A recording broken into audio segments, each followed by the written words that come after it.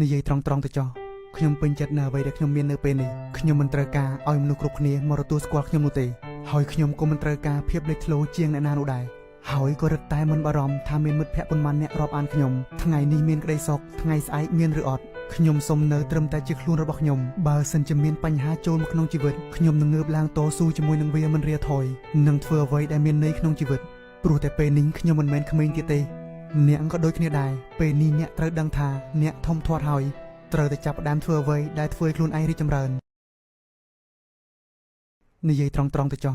ខ្ញុំពេញចិត្តនៅអ្វីដែលខ្ញុំមាននៅពេលនេះខ្ញុំមិនត្រូវការឲ្យមនុស្សគ្រប់គ្នាមកទទួលស្គាល់ខ្ញុំនោះទេហើយខ្ញុំក៏មិនត្រូវការភាពលេចធ្លោជាងអ្នកណានោះដែរហើយក៏រឹតតែមិនបារម្ភថាមានមិត្តភ័ក្តិប៉ុន្មានអ្នករាប់អានខ្ញុំថ្ងៃនេះមានក្តីសុខថ្ងៃស្អែកមានឬអត់ខ្ញុំសុំនៅត្រឹមតែជាខ្លួនរបស់ខ្ញុំបើសិនជាមានបញ្ហាចូលមកក្នុងជីវិតខ្ញុំនឹងងើបឡើងតស៊ូជាមួយនឹងវាមិនរាថយនឹងធ្វើអ្វីដែលមានន័យក្នុងជីវិតព្រោះតែពេលនេះខ្ញុំមិនមែនក្មេងទៀតទេអ្នកក៏ដូចគ្នាដែរពេលនេះអ្នកត្រូវដឹងថាអ្នកធំធាត់ហើយត្រូវតែចាប់ផ្ដើមធ្វើអ្វីដែលធ្វើឲ្យខ្លួនឯងរីកចម្រើន